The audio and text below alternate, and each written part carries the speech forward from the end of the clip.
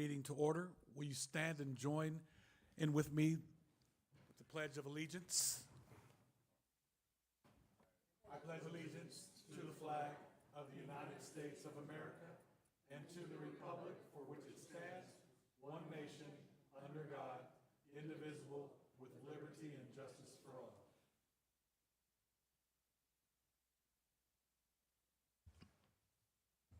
Madam Secretary, will you please take the roll? Chair Burton. Present. Commissioner Puppy. Here. Commissioner Ragsdale. Here. Commissioner Kupsick. Vice Chair Damasio. Here. Commissioner Bassler. Here. Commissioner Trupiano. Here online. Alternate Hester. Alternate Manuel. Alternate Belshi. Alternate McDonald. Here. We have alternate McDonald seated for District 3. Thank you. The next item on the agenda is the approval of the minutes from the October 28th, 2025 Planning and Zoning Commission regular meeting. May I have a motion to approve the minutes? I'd like to make a motion to approve the minutes from October 28th, 2025. I'll second.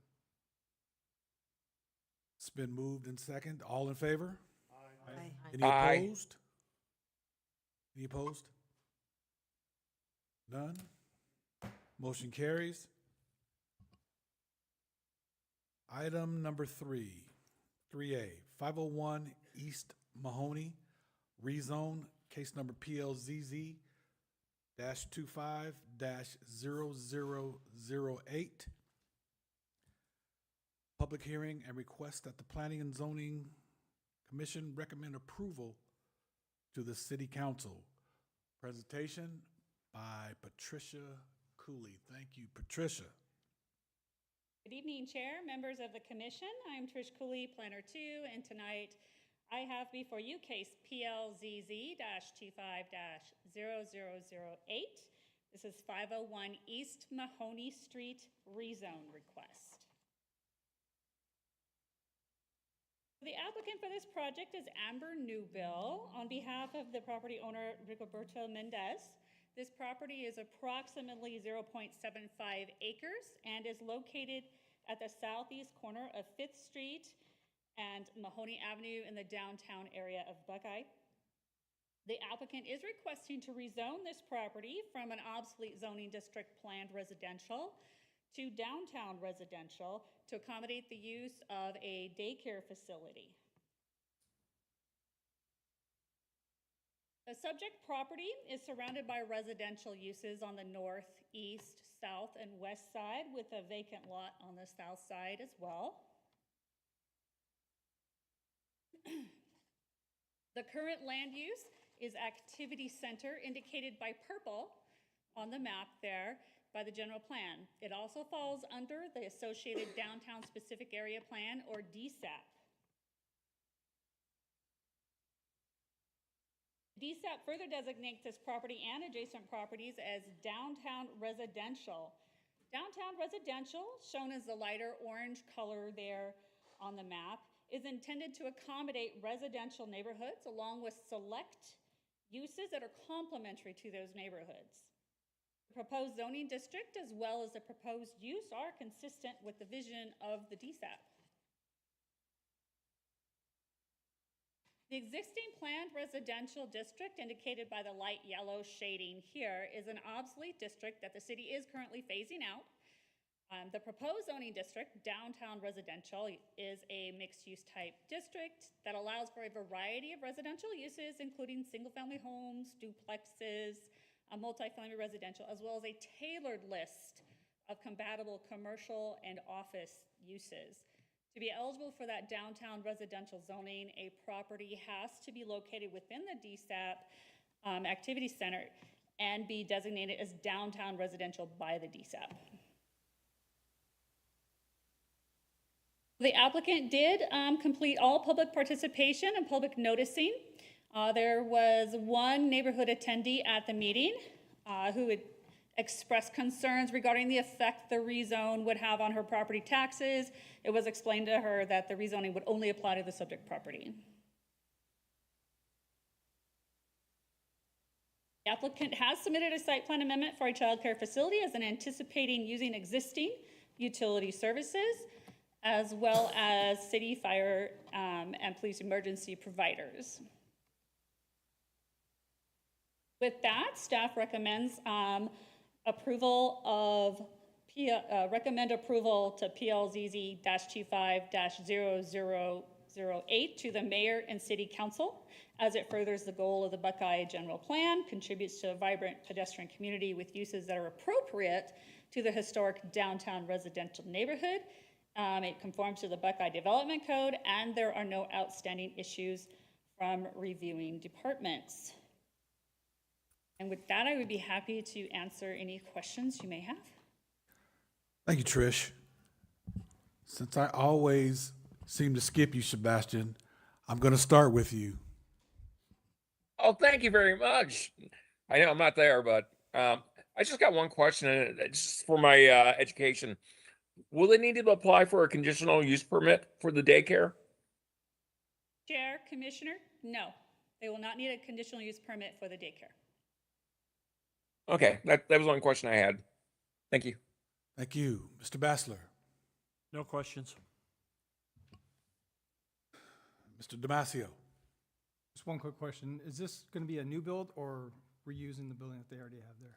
Chair, Commissioner, it will be in an existing structure. It was previously used as a church. Okay. Nothing further. No questions. No questions, thank you. No questions, thank you. Thank you. Following this, at this time, I will open it up for public hearing. Madam Secretary, do I have any requests to speak? We do not. I will open it and I will close it.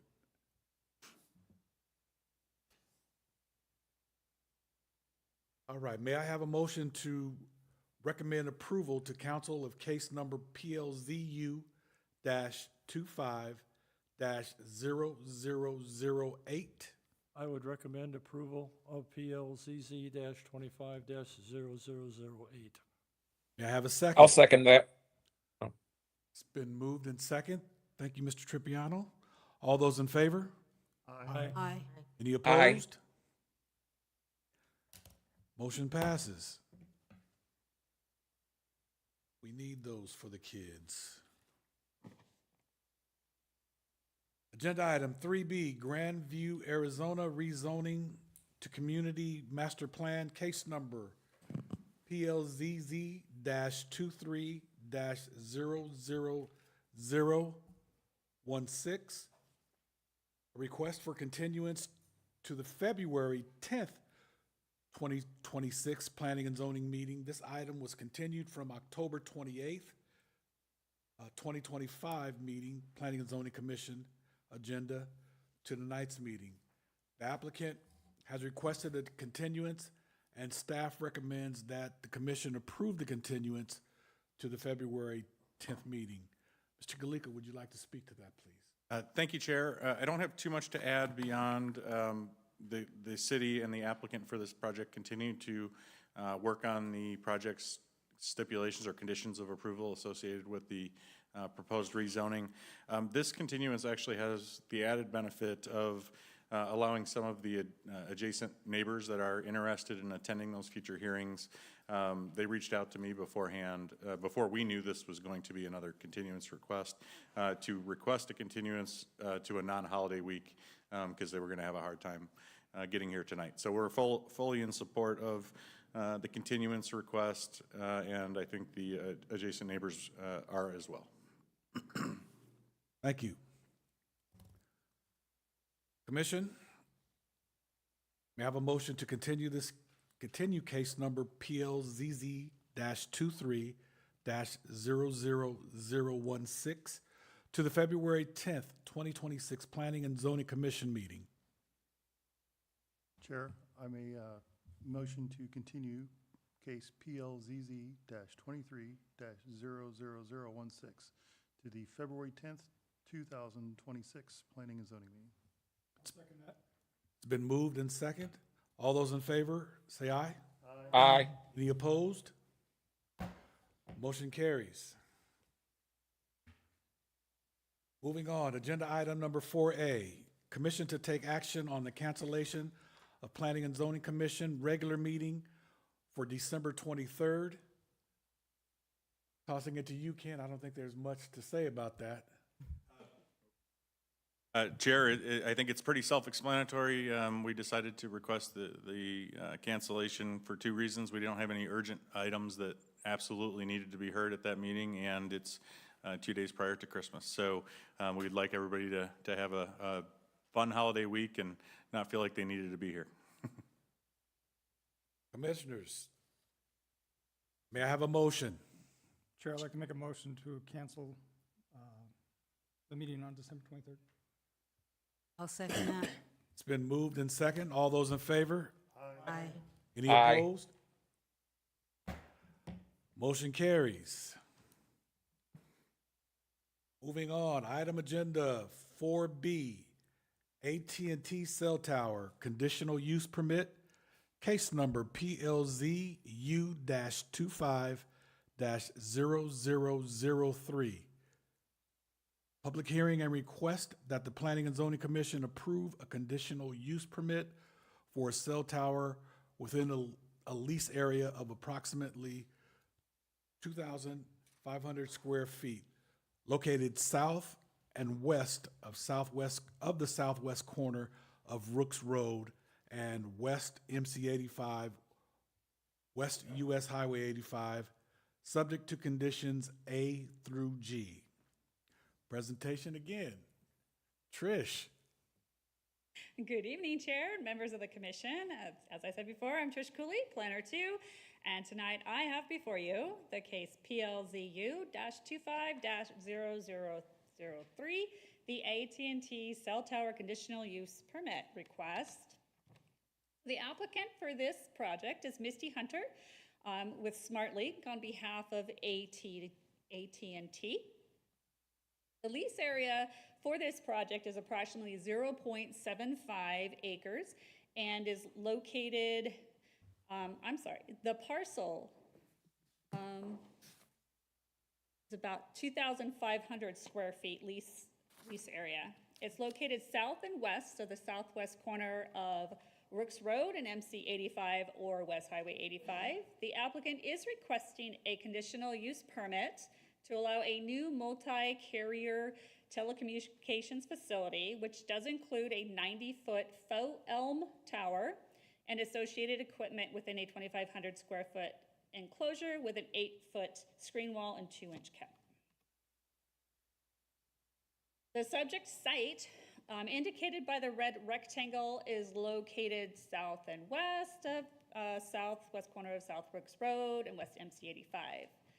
The lease area is proposed to be located on a parcel that is to be created through a subdivision that is currently in review.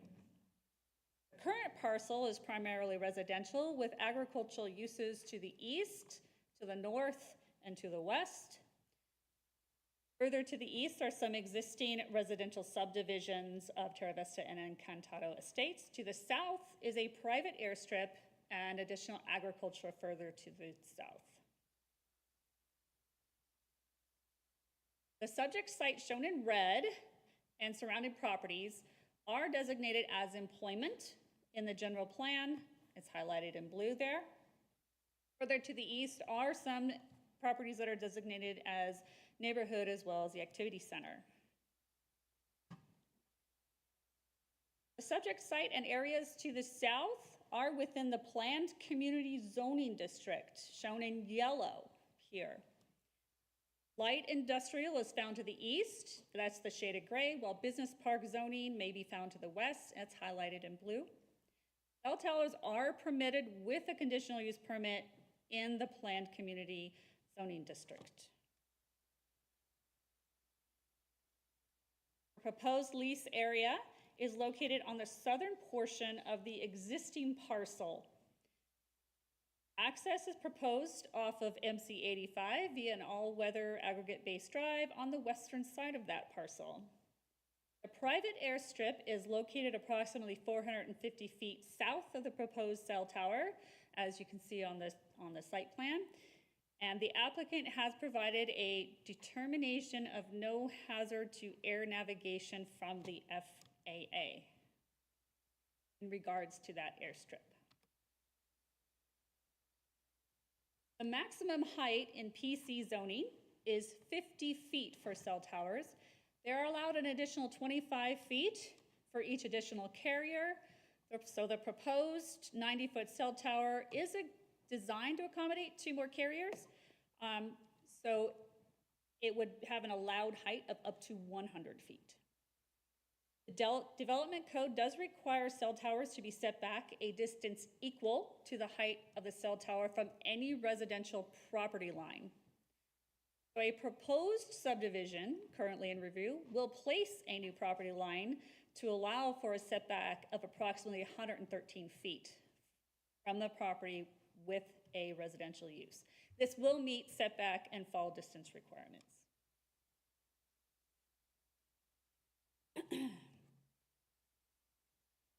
Excuse me. As seen on the right, the cell tower is proposed to be camouflaged as a faux elm with an 8-foot CMU screen wall. They're also proposing additional landscaping that includes several elm trees on the north side, and that's to provide additional screening and help to camouflage the cell tower even more.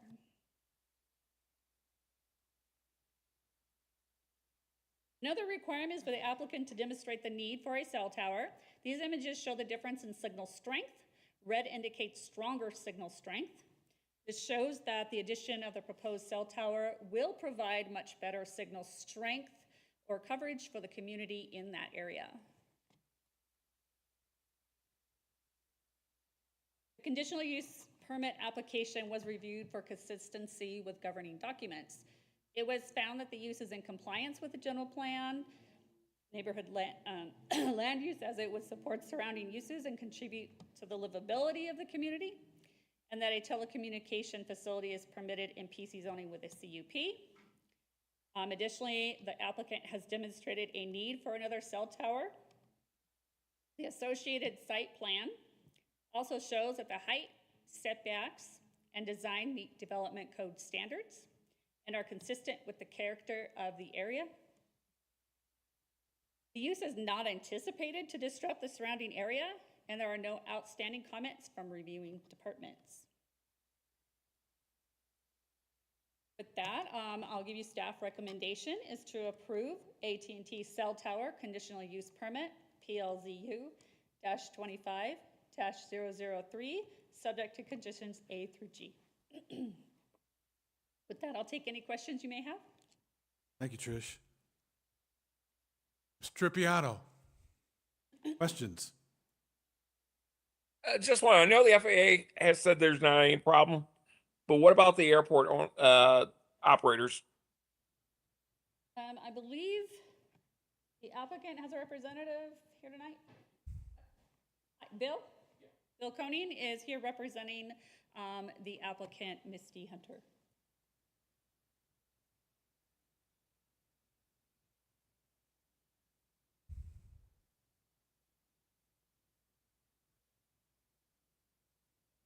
Bill Koenig with SmartLink representing AT&T. What was the question? What's your address, Mr. Koenig, just for the record? My address, 241 Congress Avenue, Prescott, Arizona. Thank you, sir. Just to paraphrase the question, I believe, and correct me if this is incorrect, but can you summarize any maybe communication you've had to date with the airstrip owner of the property to the south of this site, if any? I haven't, I'm handling this for Misty, so I haven't been involved. I know there was some communication. I did a community meeting a while ago, and I know there were some brief conversations in regards to that. Nobody showed up. I couldn't hear the answer. From the air traffic or from the airport. Is there a microphone button over there? It's on. It is on, okay. Can you hear me? Yeah, Commissioner Trupiano mentioned you're not able to hear, Commissioner, is that correct? That is correct. Um, Basically, I just want to make sure that the airport's aware of it. It's my understanding they are aware of it. And like I said, nobody representing them did show up to the community meeting, so I was not able to discuss it with them myself. Misty did indicate that somebody from there had spoken. Okay, to her yeah, because last previously. time there was something nearby there, they showed up. If they're not here for this one, then I think we're good. Okay, I think there may be speakers on this item, or no? There is. okay. There is, Mr. King. It is possible, Commissioner, that what you anticipated may still occur during the public hearing. Okay, I'll wait till after public hearing if I got more questions. Thank you. So is that for it? Is that it for now, Mr. Tripiano? Yes, sir. Yes. Thank you. Mr. Bassler? I also am concerned about the tower being close to an airstrip. Those people fly crop dusters out of there. I've seen them fly in and out of there, and there is a lot of traffic going in and out of that. Is someone airport ordering in a crop duster. And as a result, I am concerned with a 100-foot tower that close to an airstrip. So I know what it said about what the FAA said.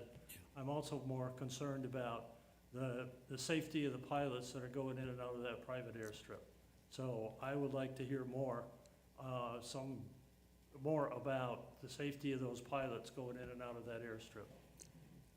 I will say. It's close. Yeah, no, from my standpoint, not being an expert or understanding anything about aviation, the airstrip runs east to west, and we're 500 feet north. So just from my an expert opinion, they're not coming by there. Are you a pilot? No. Okay. Right. But I will say, when we do these sites, whether it be engineering or whatever it may be, we rely on the experts. And the FAA in this particular case is the experts, and we submit to them for them to tell us what they believe is safe, and they know more than anybody. And in this particular case, they've told us they believe this is safe. So as far as us doing the due diligence, that's all we can do, because none of us in this business are experts at that. So we rely on the FAA to tell us what is safe and not safe. And I understand that. I've also seen the area, I've also seen the pilots going in and out of there. Sure. Thank you. Thank you, Mr. Bassler. Mr. Damasio? I have no questions. Yes, sir, one question. So is the tower going to have any illumination for night? I know most of the day ops is the flying, but would there be anything illuminating it, so if someone were to come in there at night, they would see the tower? From what I saw in the drawings, the FAA did not require any kind of illumination on this tower. And I believe that's based on my experience with other sections of the path, in the past, because it's not in that landing path. It's directly north, and so they didn't require that on this particular case. They didn't deem it necessary. No questions, thank you. No, I would just like to repeat what Commissioner Bassler said. I'm concerned that even though it's 500 feet away, that, accidents could happen. An accident could happen.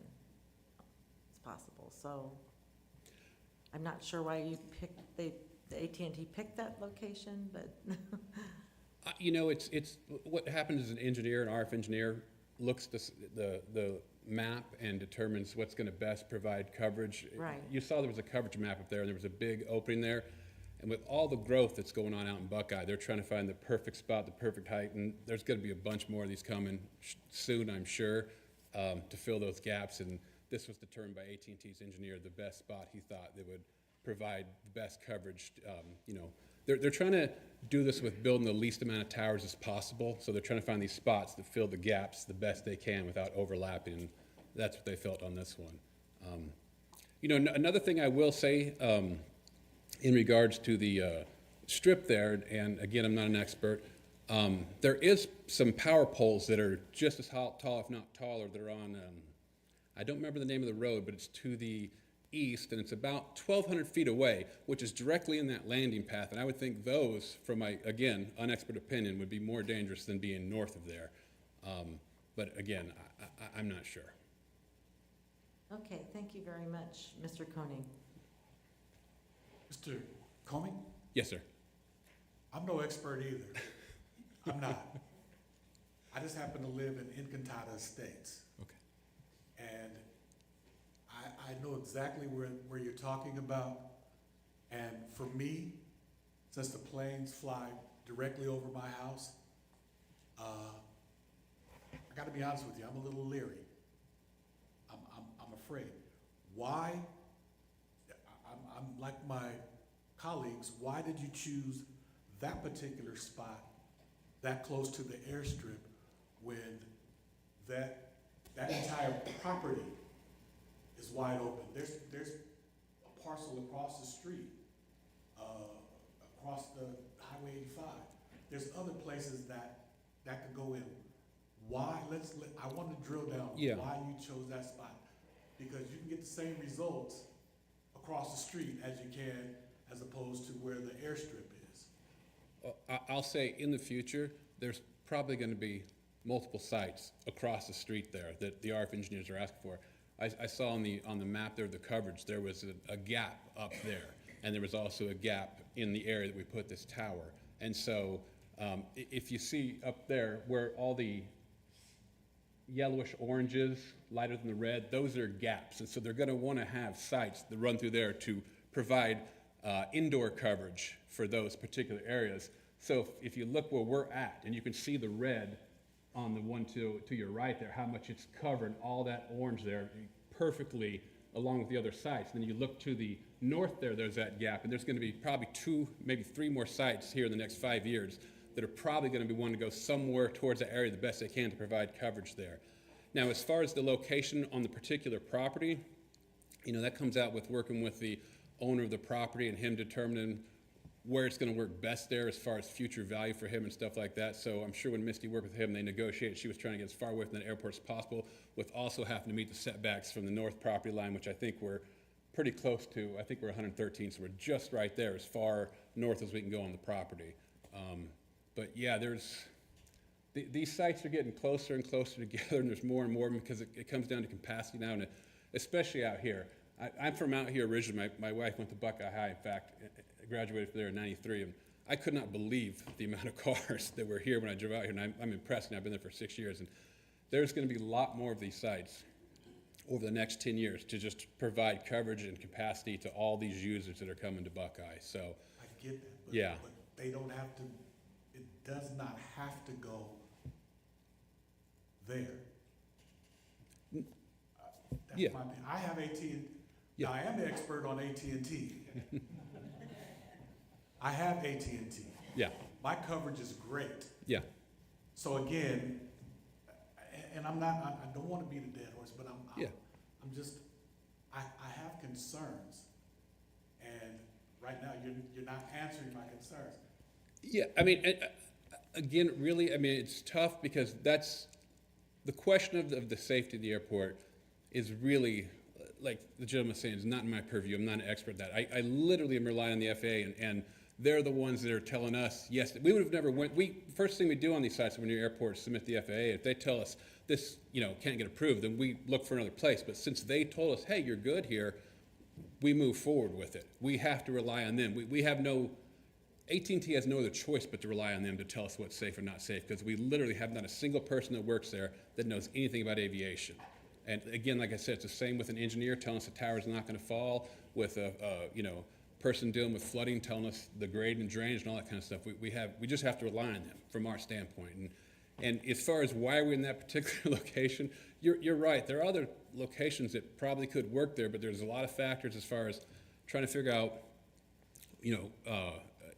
will a landowner owner lease to us?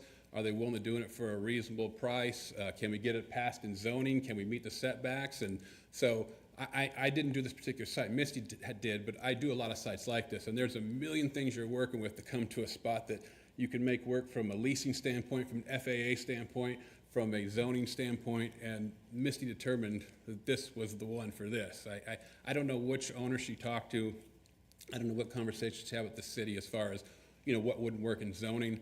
But at the end of the day, after a lot of hours of looking at this, she decided this is our best shot. Okay, I'd like to also go on the record by asking you this question. You can answer it or you don't, because neither one of us are experts. Yeah. But would you put that tower out by Buckeye Municipal Airport? If the Because it's the dots, there's a lot of orange out there. If the FAA would approve it, yeah, we certainly would. I mean, like I said, we can only rely on them. We have sites at Sky Harbor Airport. I've done it for all the carriers that are actually at that particular airport. So if the FAA approves it and they feel it's safe, then yeah, I can tell you that any one of the carriers would put them there. Because like I said, we have to rely on those people, so. Yeah. Thank you, Mr. Combs. And Chair, if I may address the commission briefly, please. This is Tosca Henry, Assistant City Attorney.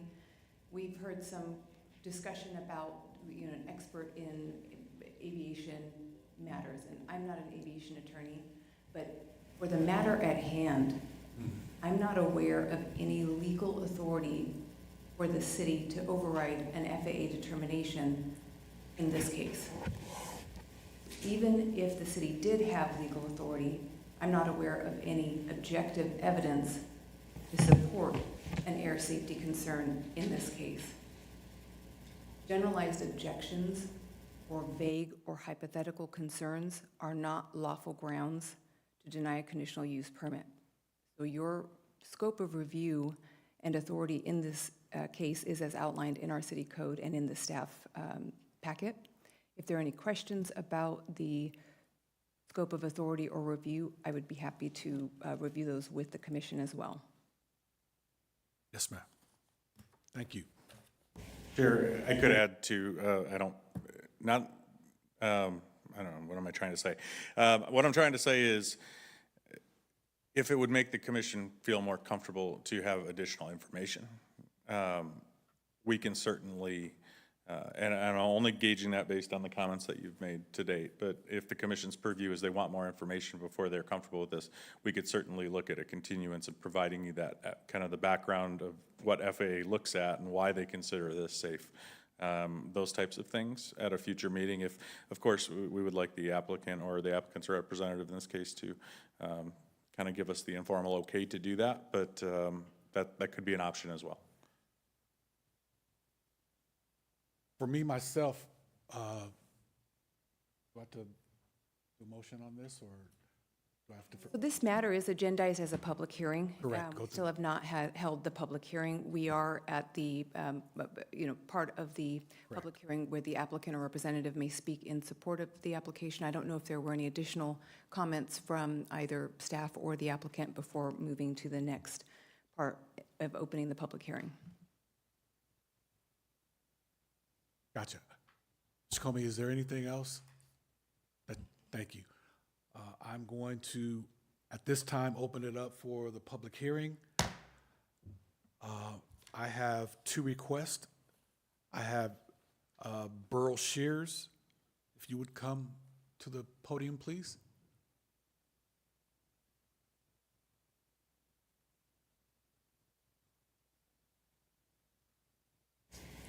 Is the microphone It's on? Mr. Shears. Fine. You state your name and your Mr. address. Chairman, members of the commission, thank you for allowing me to speak. I'll try to be absolutely as brief as possible, answer a couple of those questions.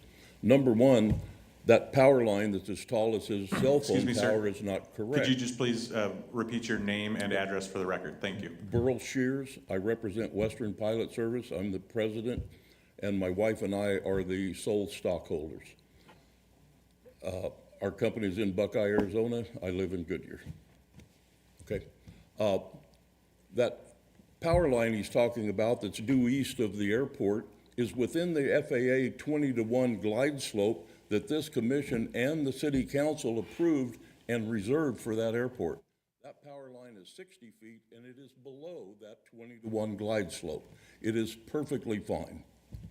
The cell phone tower is 90 feet, and on the side of that airport, it is recommended a 7-to-1 glide slope, which would mean for a 100-foot tower, and it's as close to 100 as it is 90, because if you look at their own diagram, it shows the top of the little palm fronds at 95 feet. So you can either call it 100 or 90, either way, it needs to be 700 feet away. The reason the FAA made no safety determination is a private airport is not under the mandate that they have to submit and get that safety finding from the FAA It's not mandatory on a private airport because we don't take public funds. Buckeye Municipal, same airport, absolutely. No control tower, more than 3,200 feet long, no requirement to even have a radio in your airplane, so you can take off and land at Buckeye Municipal or 10AZ, Farm Ag, without a radio. Therefore, you could get two airplanes coming at the same time to land. They look up, they see each other. Oh my goodness, what do? You offset to the right, you go around, you sort it out, you come back around and land. It's not a huge safety issue unless you fly into a cell phone tower that's 400 feet away. Should have been 700 feet away at minimum. So that's the very first issue. There is objective data, to speak to the lady here, that shows this 7-to-1 glide slope on the side of airports that is recommended. So it would not be allowed at Buckeye Municipal at 300 or 400 feet away. It just wouldn't. The other issue that's not shown here is that parcel number 2 has a little boot heel of a half acre hanging down right on the end of the runway. Western Pilot Service has a 25-year lease. You can just see part of that little piece hanging down there. I have a 25-year lease with a 25-year option that reverts to a sale that's fully paid for with the property owner as soon as they subdivide it. So once this subdivision is brought before planning and zoning, that should trigger the transfer of that half acre to Western Pilot Service. So for that alone, this is not correct, and I would urge at least a 60-day postponement, if not outright rejection of that tower. It doesn't need to be by an airport. So I urge you to either reject it, postpone it, let me get our attorneys involved, and both aviation attorneys and our land use attorneys. That's a recorded lease. It's notarized with the property owner there. So there's a number of issues. Thank you very much. Thank you, Mr. Shears. Any questions? No, we can't ask you any questions. Okay. Thank you. Speaker number 2, Mr. Hal Hayden.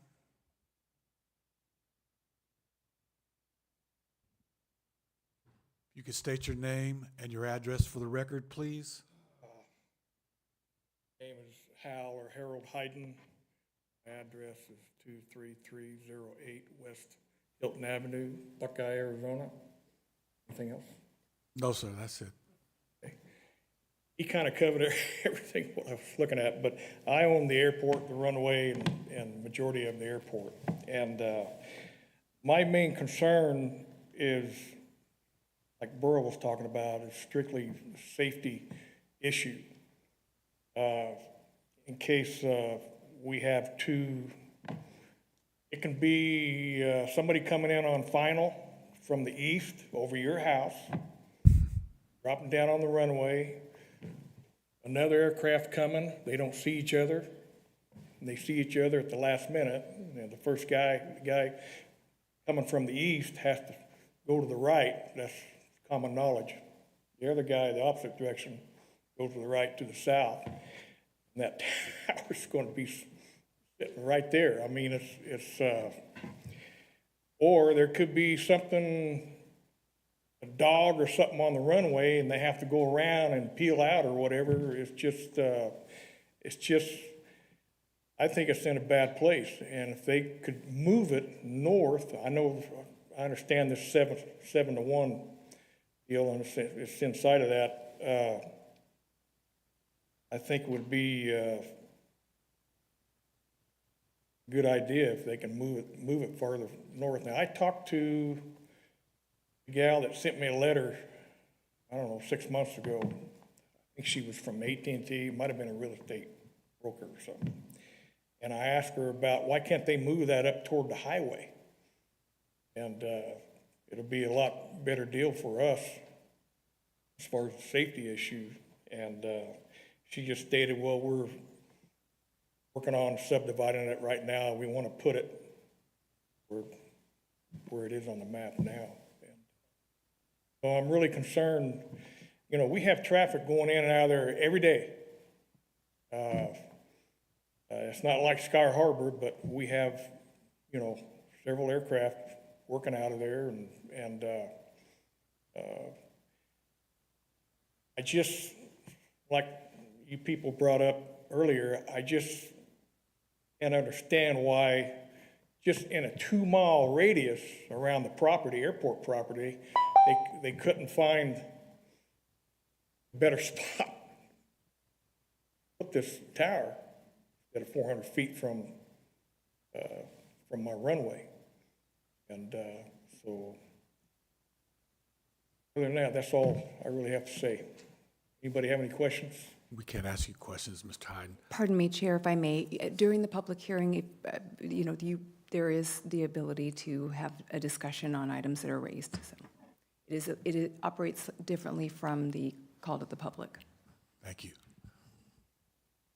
Well, since you're there, Mr. Hyden, where would you suggest that they should move the tower? If it's Well, not there, then where? David doesn't want that thing right by his house, but just farther north, maybe on the south side of his house, X amount of feet, you know, where it's not butted right up against him, but it's a little farther away than where they plan to put it now, you know. I wouldn't be so against that. They can move it up farther. Again, it's just strictly a safety issue for everybody. And for people that come in there that've never been in there before. If they have to shoot a missed approach and go around and peel off to the right, you know, that thing's right there, close vicinity to get an airplane wrapped around it and somebody killed or hurt or what have you, and that's my main concern. So, anyway. Of the other commissioners have questions for Mr. Hyden? Mr. Bassler? Well, I think we've heard enough that we need to have more information, and I would certainly be in favor of looking at a postponement of this so that we can gather some more information. There's a question about who owns the property. There's a question about the FAA and what that whole thing is. I just think we need to have a little bit more information, so I would certainly like to see a postponement of this and to a later date. Mr. DeBasio, any other questions? No questions, sir. I'm sorry. Were there any other requests to speak? I know this No, was no, the ma'am. neighbor directly south of the property, but were there any other public hearing comment cards received? That was it. Okay. That was it. I'd like to close the public hearing. Okay. Ken? Yeah, Chair, just one piece of additional information. We would be more than happy to provide additional information, have further discussions. The issue with the property transferring when it's subdivided, that's, as far as I know, new to us.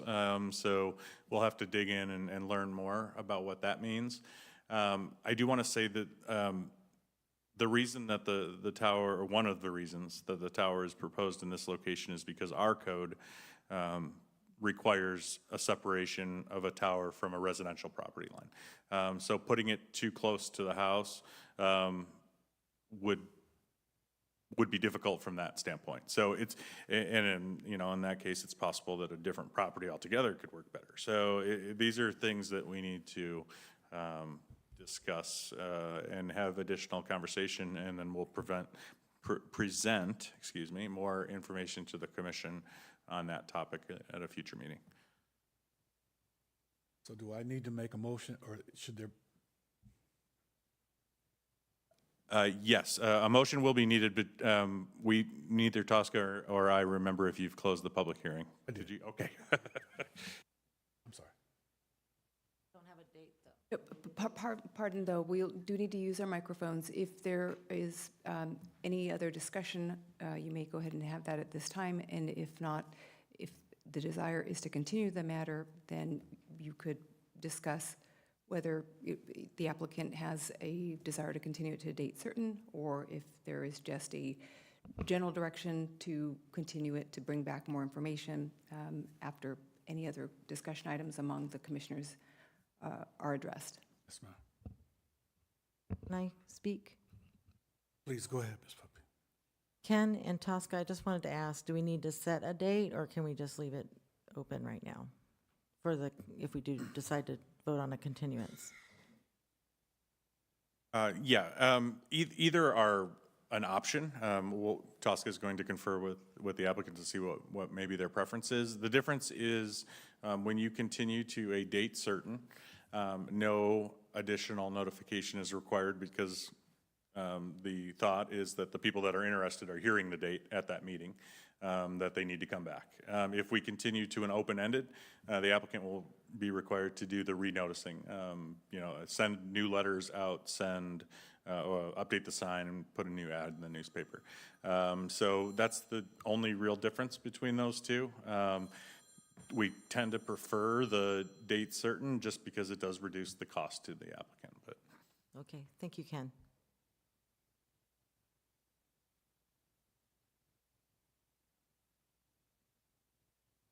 This is Commissioner it Trupiano. looks, Chair, if I can, I'm sorry, Commissioner, real quick, just to interrupt. It looks like a date certain is the preferred approach. I know one of the surrounding owners, the first speaker tonight requested 60 days. That would put us, the closest meeting at January 27th. Does that work for you, Mr. Comey?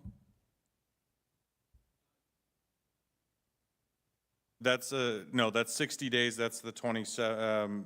The next meeting would be 2 weeks from today. I'm not sure if that gives us enough time. There would be a January 13th option as well. That would be 45 days if everybody's satisfied with that. Chair, Ken, and Mr. Koenig, I just want to mention that I think we're going to need the 60 days for this. There's no need to rush this. Yeah, ultimately, it is the commission's decision, so. I am apt to agree with my colleague. So I would like to make a motion, or Chair, I think I interrupted Commissioner Trupiano when he wanted to say something, so maybe we should give him another opportunity. Yes, thank you. So right now, my concerns are there's a difference of opinion on the FAA, public versus private. That's something we need to clarify. If the FAA hasn't even looked at this, well, then that's a mute thing. That's why we need to clarify that. Plus, who actually is going to own the land eventually with the lease and all that stuff, which you said is new to you. We need to get that clarified. Yes. okay. Thank you, Mr. Tripiano. Commission, I need a motion for January 27th, that we continue this to January 27th. Chair, I would like to make a motion to continue number PLZU-25-0003, conditional use permit, for the January 27th, 2026 meeting, planning and zoning meeting. I'll second that. It's been moved and second. All those in favor? Aye. Aye. Any opposed? Motion passes. Thank you.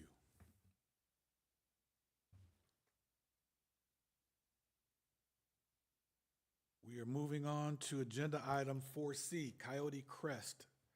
Planned Area Development Case Number PLZZ-25-0001.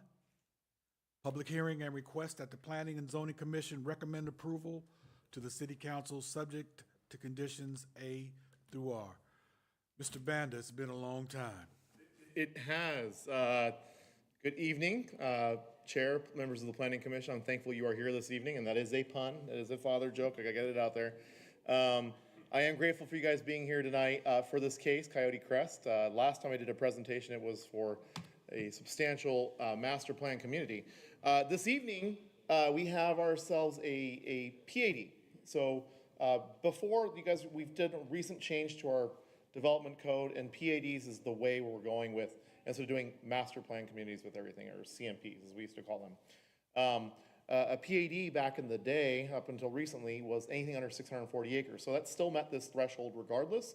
So it is basically a small master plan, or a planned area development, as we call it. The applicant is Alan Bodwin of Norris Design on behalf of Skyline 62. The applicant and the owner are here this evening. Their request is to rezone the property from the obsolete zoning district of planned community to the new planned area development. So that's what we're going to discuss this evening.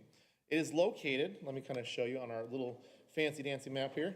It is located on the southwest corner. Let me see if I can get it to go here. Oh, I love this thing. It's not working. Oh, it's skipping, but it's not pointing. Don't look at the recommendation. Okay, got to close your eyes before you see that. It's located on the southwest corner of Roosevelt, or future McDowell Parkway, and the Rainbow Road alignment. It is approximately 64 acres that is planned for there. So the area currently is in the general plan to be neighborhood. It's shown in yellow over there in that little exhibit I created right there in the corner. And then below, it's currently zoned, as we mentioned before, planned community. So the request is to rezone this property. The current access to this property actually comes off Watson Road in Roosevelt. That's currently a dirt road. It's surrounded everywhere on the south and everywhere on the east by public lands to some degree. It's state land, it's BLM, it's an ADOT piece. The northern property, however, is all private properties. We know it as Phoenix Skyline West Unit 2, or as people know in that area, is the 1 acre lots that people are always inquiring about here in the city of Buckeye. And you can see it a little zoomed in. What we have before us this evening is the PAD itself. So it is the Coyote Crest PAD. This is the land use plan. It is a multi-phase development of 3 development units. And what they are doing is they're creating a unified, designed multifamily project. It has a multifamily, multiple housing development. And that's what's kind of the uniqueness of this. So when they met with us at a pre-app, the discussion was, instead of doing hard zoning for everything, is to create something under an umbrella that creates something that links everything together. And they have Coyote Crest. So you're going to look in your packets and it shows unified concepts on signage and landscaping and trails and all this stuff that brings it together. But part of the thing that brings it all together, instead of doing 3 separate zonings, it's still the underlying zoning concepts. So development in Unit 1, which is shown in we're going to call it the orange on the northwest section of that, is approximately 25 acres, and it is a cottage-style development, also known as BTRs. I don't like that name, build to rent. Really, cottage-style development is that one story, individual type units that's planned to be there to create approximately 275 cottages on that area right there. It's zoning that is kind of the guideline for is multiple family 1. What's unique about this here is instead of actually having a height allowance of 50 feet, they actually asked to reduce that height. And they're taking in consideration the property to the north. And that is because it's 1 acre development. What they're proposing this evening is allowed by right within the general plan. So they're within that allowance. And they're allowed to rezone to this property. The next property is that yellow one, and that's on the east side. That's development unit 2. It's approximately, my mind's blanking on me, approximately 18 and a half acres. And it is a development creating 170 units of duplexes and townhomes. So the duplex townhomes is what you see, and I'm going to show you here in a second on an illustrative that we show here, is creating, homes, two homes together, and sometimes they're 3 packs or 4 packs. So they're creating the townhome type units through there. Now, what you have seen over and over in the area, and what we've been talking about over and over, is taking advantage of the landing. We call this area the landing that we've been developing, and it's the area on Verrado Way, Interstate 10. This is in the realm of that area. So what's going on in that whole area is a lot of development. We have industrial proposals, we have jobs, we have commercial proposals, we have more job opportunities and people going back and forth, as well as multifamily housing and different concepts that have been coming in and out you guys have been seeing over the past couple years. As part of that, there's a need being created. And that need is for creating more diverse housing. This proposal is showing that. Now, in those proposals, in the landing itself, we've been pushing the homes to the street. The applicant has worked with us and has shown us a garden-style apartment, and that's the darker orange right there. And that's approximately, the remainder is about, I want to say, just over 20 acres of land. And what they're doing is they're creating garden-style apartments. So it's got underlying zoning of multiple family too, and they are taking, instead of having unlimited height, they're actually restricting themselves to 50 feet. Typically, when we do a PAD, I call it, give and take. In this particular situation, they've been giving us a lot of it.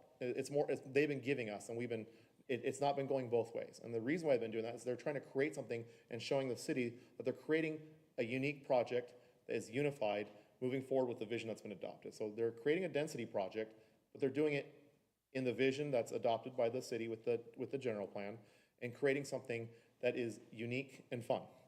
And I'm going to show you the fun part. These illustratives came straight from their plan, and I don't want to steal their thunder because they have a presentation as well if you would like to see it. This is showing how it kind of lives and breathes. My favorite drawing, and I can't point to it, is actually the guy right here. See if I can get it to work this time. There. This is the perspective on McDowell Parkway, kind of showing how you have the single story lining up on McDowell Parkway.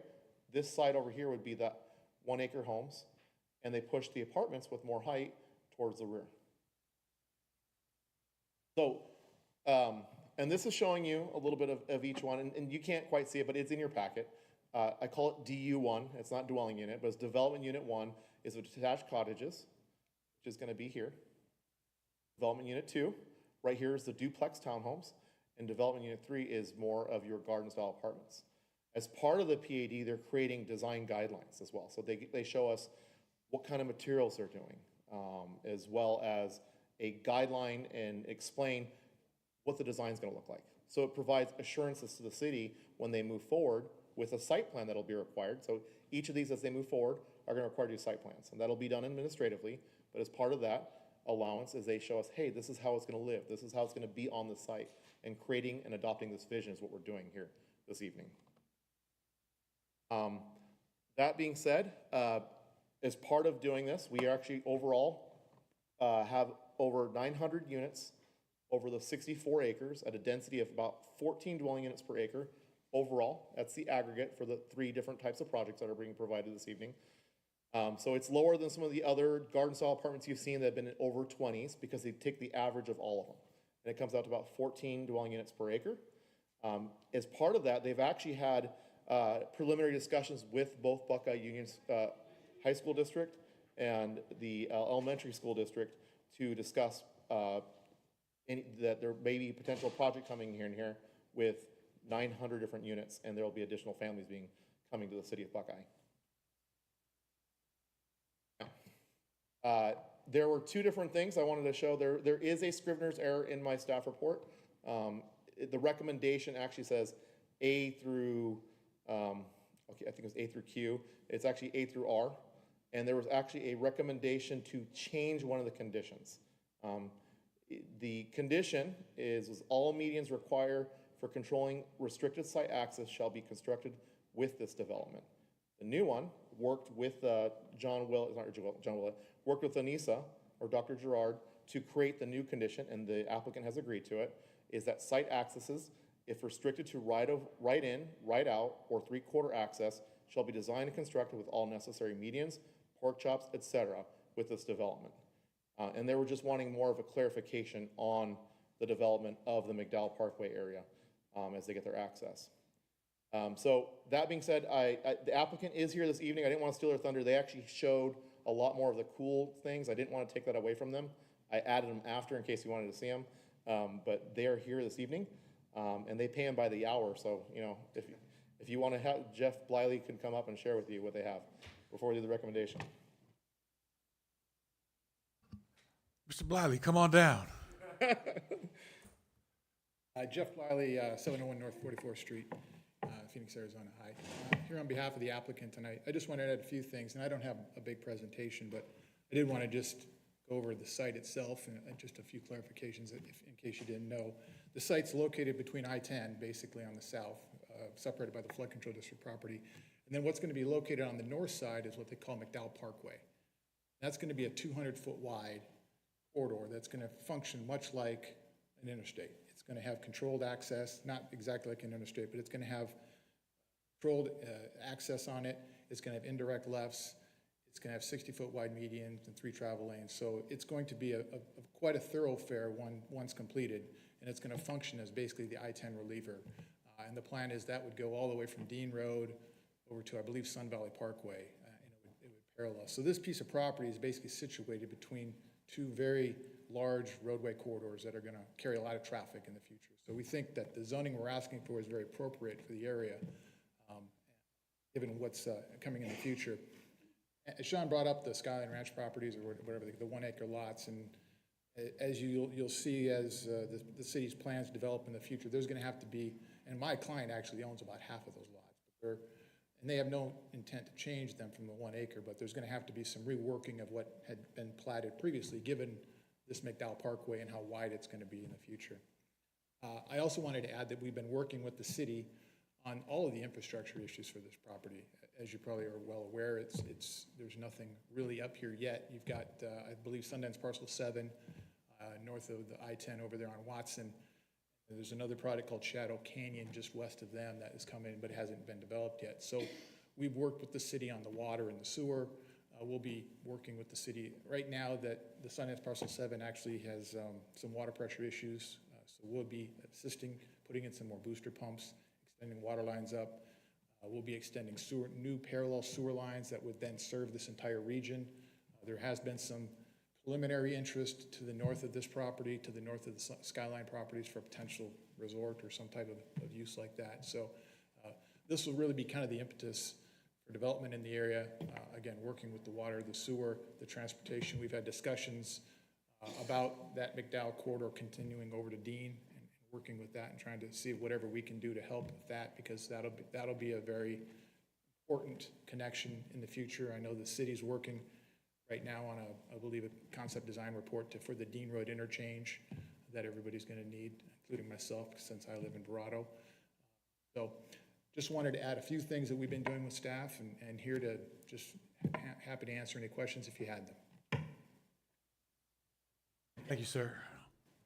Start from the other side this time. Puppy? No questions. Thank you, Mr. Chairman. Chairman, if I may. I'm sorry. Supplement, I apologize. Alan Bodwin, I'm with Norris Design. I'm the land planner on the project, and we do have a presentation, as Sean indicated, that will give you more detail with regards to the plan, but we suspect there's no cards of opposition here this evening, and if that's the case, we don't need to take your time with regards to the additional detail unless you'd like to hear it. So there is a presentation, but did want to thank staff for a solid evaluation, and in particular, the last-minute adjustment by Anissa regarding one of the conditions, which was in Sean's presentation. So we're here to give that presentation if you'd like to see it. Sir, I'd hate for you to have done homework and then not show it. So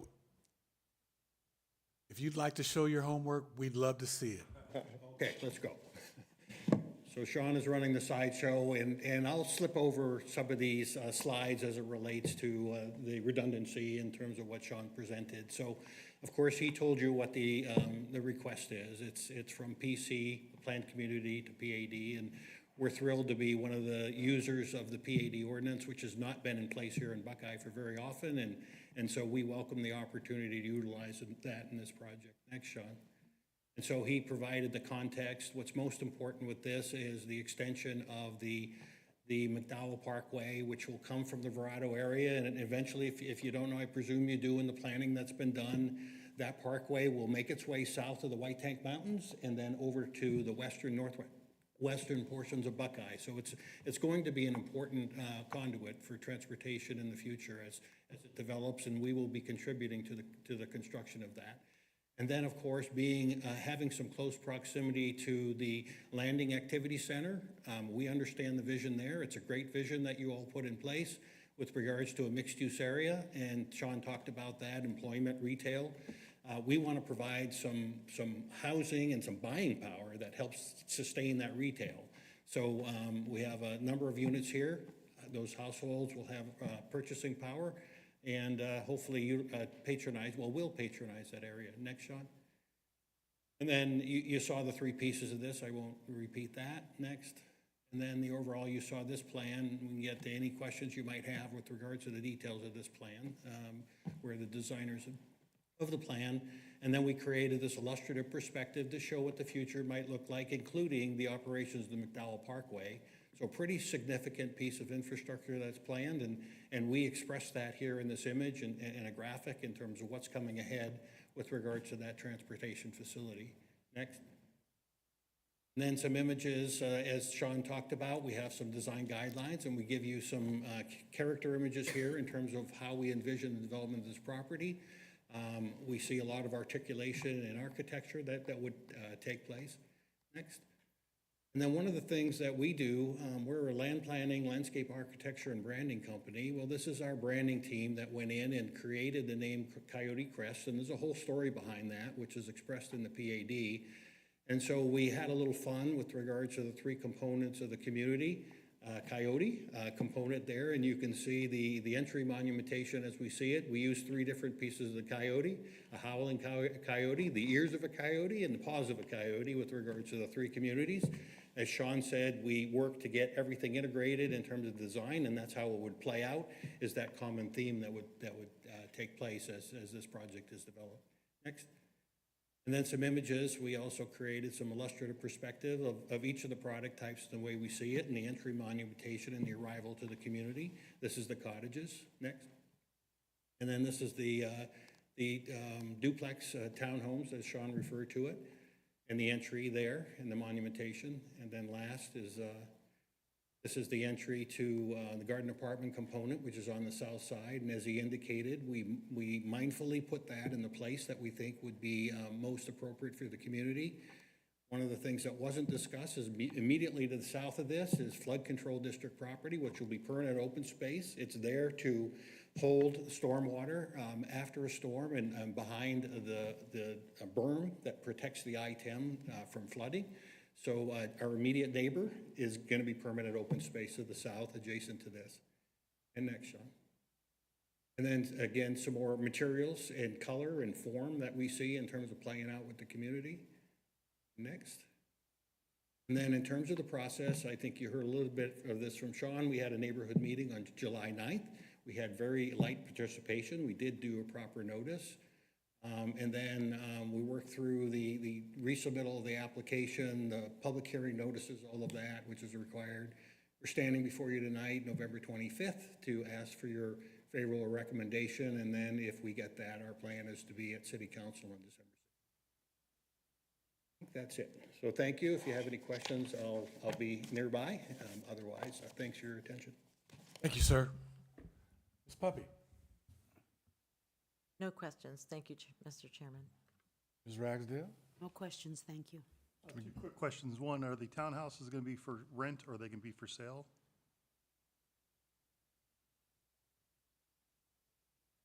The answer to that question is yet to be determined. We're going to see how it plays out. It could go either way. Okay. And did fire do a study on the WUI? Is Nate around?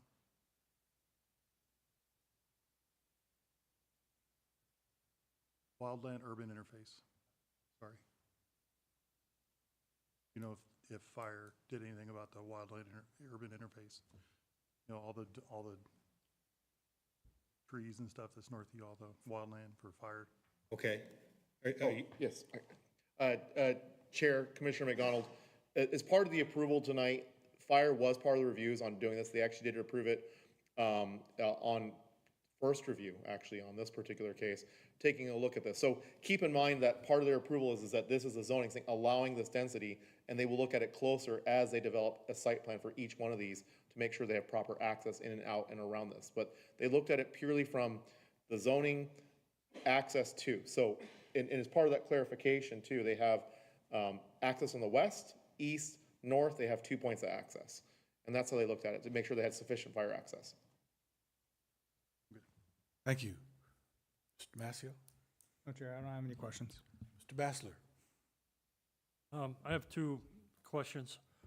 You touched on one briefly, and that is the berm just north of Highway 10, which is intended to keep water off of Highway 10 and not flooding.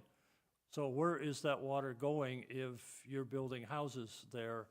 How have you compensated for that water buildup on the north side of that berm? Yeah, Commissioner, that's a great question, and I think the image on the screen will help me explain that. So you can see everything to our south is owned and controlled by the Flood Control District, and everything to the south is accommodating the current floodplain. So none of this property is in the floodplain that's created by that berm. There are some drainage challenges that we have with water coming off the White Tank Mountains that will be managed through infrastructure that we will construct. So we are adjacent to that, but not within it in terms of impact from those floodwaters. So you are not in a floodplain? Correct. Okay. Right. Well, let me correct that. Currently, we are, because there's water that's coming off the White Tank Mountains. If we were to display the floodplain map on the screen right now, what you'd see is the ponding that's up against the dam, and you'd see water that's coming off the White Tank Mountains. Our plan, if you saw it, is to work toward the construction in the McDowell Parkway, and as a part of that, to create a drainage interceptor that would take this property out of the floodplain as it relates to the waters coming off the White Tank Mountains. Okay, okay, you've thought about it, that's all I'm talking about. My other is an editorial comment. We always hear that the Buckeye Public Schools have plenty of room for all these people that are coming in, and they send a certificate that says they can accommodate. Our schools are currently overcrowded. We didn't pass a bond issue. I don't know how the Buckeye School District can continue to say they can accommodate all of this growth in this population. That's an editorial comment. It has nothing to do with your project. It has to do with documentation that comes in that says we can accommodate all of the people that are coming into our community. Your plan is fine. I like your plan. I'm gonna vote for your plan. I think it looks nice. You've done a lot of work on it. It's just, I was concerned about the flood district. And again, just an editorial comment about we continue to bring in kids, but we don't build schools. Thank you. Thank you. Thank you, Mr. Bassler. At this time, Mr. Tripiano, I'm sorry. Yes, I'm actually one of the neighbors to this development over in Sienna Hills, world's largest cul-de-sac. But did I miss anything about interim roads? Because McDowell Parkway is going to be a long ways. Chair, Commissioner Tripiano, I heard, you don't want to guess what I heard. I heard something completely different. My wife says, never guess what people say, just ask. What did they say? Interim roads. Interim roads, yes. Sorry. Not even close. I wasn't even close. Okay. The applicant is here to answer that question. Yes, Commissioner. With regards to interim roads, we worked very carefully with your transportation team. From the get-go, John Willett will hopefully state that we were in early to talk about the McDowell Parkway, knowing and understanding the significance of that as it relates to this property and the greater region. And so we embrace that from day one, with regards to that. As it relates to interim, we work closely with Anissa on that component. And yes, we have to make a connection that gets over to Watson. And so we came up with a tentative design, an interim roadway. The ultimate parkway is significant. It's 200 feet of right-of-way or more. It's a 60-foot wide median, and it's 3 lanes in each direction. And so the interim construction to support this project will be the southern 3 lanes that get over to Watson and make a connection down to the Interstate 10 interchange and beyond down into the Buckeye greater region. Okay, that was a concern. It'd be nice if we could go east and connect to the existing McDowell, but that's pushing it. Thank you, Mr. Tripiato. I'm calling you first next time. All right, at this time, I will open up a public hearing. Madam Secretary, are there any comment sheets? Chair, we do not. Thank you. At this time, I will close the public hearing, and I will ask for a motion. May I have a motion? Chair, I motion that we approve the recommended approval of the PAD for Coyote Crest PLZZ-25-0001 with conditions A through P. A through R, sorry. To the mayor and city council. Commissioner McDonald, with the proposed change to condition P. Oh, with the proposed change to condition P to the mayor and city council. I will second that. It's been moved and second. All those in favor say aye. Aye. Any opposed? Motion passes. Thank you for your time. Thank you.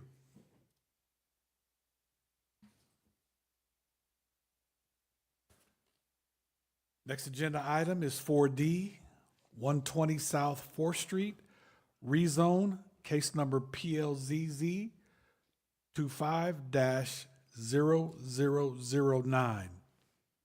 Public hearing and request that the Planning and Zoning Commission recommend approval to the City Council.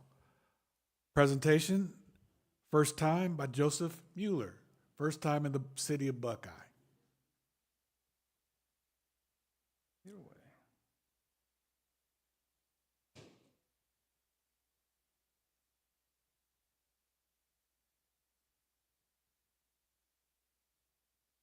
There you go. Thank you, Chair, members of the commission. Very happy to be in front of you presenting. Joseph Miller, senior planner here with the City of Buckeye. Hopefully first of many presentations I bring before you. This specific case, it's the 120 South and 14 South 4th Street proposed rezoning. Case number PLZZ 250009. The applicant is Joshua Oller of Arquin Associates. The proposal before you today is a proposed rezoning from the obsolete commercial center, or CC, zoning designation to the downtown commercial, or DC, zoning designation. The subject site, it is two properties located just north of the northeast corner of Jackson Avenue and 4th Street. The aggregate square footage of both properties combined is 8,124 square feet, approximately thereof. The purpose of the proposal is to accommodate a proposed commercial building. The proposed commercial building will be approximately 6,000 square feet and will accommodate 4 separate suites with kind of the intention that each suite will be like a professional office of some sort. So think like a real estate office. A good opportunity to bring some business to the downtown area.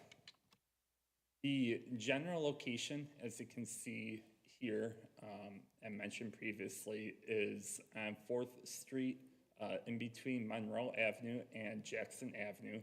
It is located on the east side of 4th. The two properties are in between the existing Napa Auto Parts store and the Buckeye Valley newspaper building. It will provide a good opportunity for infill development within the downtown area. The general plan designates this area as an activities center. It is specifically within the downtown specific area plan. That plan gives us these two properties the future land use designation of downtown core. Now, the downtown core calls for one of the specific zoning designations that calls for this area happens to be the downtown commercial. And additionally, the City of Buckeye Development Code stipulates that the downtown commercial zoning shall only be used on property with this specific future land use designation. So that's all consistent with both what the development code calls for and also the roadmap provided by our general plan and the downtown specific area plan.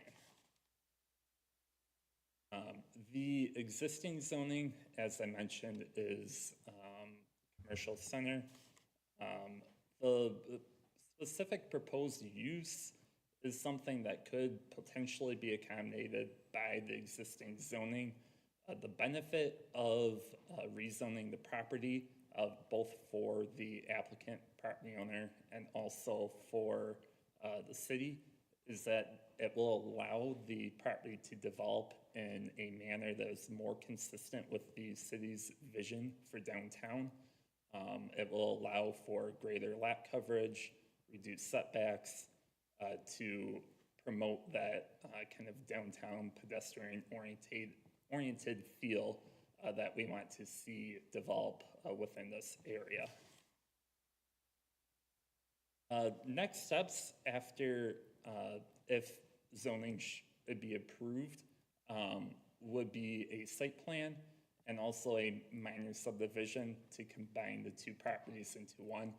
Both those steps are administrative, so you will not be seeing this application or request again, assuming that it does go through approval here and also at City Council. The staff recommendation this evening is to recommend approval to City Council, and that is because of the conformance with the general plan, the downtown specific area plan, and also the opportunity for a infill development that will be consistent with current land use patterns within the area. With that, I'd be happy to answer any questions. Thank you, Joseph. Mr. Tripiano, questions? I have no questions. This seems good. Thank you. Mr. Bassler? I have no questions. Mr. Damasio? I have no questions, yeah. Mr. McDonald? No questions, sir. Ms. Ragsdale? No questions? Puppy? No questions. I have no questions either. Let me open this up for a public hearing. Madam Secretary, are there any sheets on this one? There are not, Chair. Thank you. I will close it. Commission, may I have a motion? I move that we approve the rezone case PLZZ-25-0009. I'll second. It's been moved and second. All those in favor say aye. Aye. Any opposed? Motion passes. Thank you, Joseph. You did good on your first one, man. Appreciate it. You can come back. I'll hold you to that. All right. Item number 5, comments from the public. Do I have any sheets? Any comment cards? We do not, Chair. Thank you. Planning manager report, Mr. Galika, wake up. I'm here. Thank you, Chair. Very minimal report this evening. We will have our next scheduled meeting on December 9th, I believe, and we will have at least one item on that agenda, if not more. So plan on being here for that. Otherwise, I just want to wish the commission a happy Thanksgiving. We're I think 29 hours away or so. So this is going to be my last opportunity to thank you guys before the commission for the service that you do for the city. So we really appreciate that. Ask a lot of very good questions, and we really think that contributes to development being better than if it weren't going before you. So I also want to thank my staff and really everybody at the city beyond the planning department. Tosca is essential to what we do as well, but our planners are awesome. I couldn't have a better team of folks, and we keep getting lucky with the new ones too. Joe did a great job tonight. So despite him wearing the Miami Vice suit coat, but other than that, everything was spot on. That's all I have, Chair. Thank you. Mr. Tripiano, do you have anything to contribute to our meeting? Anything else? I just want to wish everyone a happy Thanksgiving, and don't forget all the events downtown over the next couple weeks. Thank you, sir. Ms. Puppy? Happy Thanksgiving. Ragsdale. I agree. Happy Thanksgiving. Happy Thanksgiving. Mr. Mazzio? You wait for me to call your name? No. I was just thinking if I could think of anything. I have nothing to add to this meeting. Thank you. Mr. Bassler? Nothing to add, just happy Thanksgiving. Enjoy being on the committee. Well, I too am thankful. I'm thankful for all of you, and I'm thankful that this meeting is adjourned. Good night.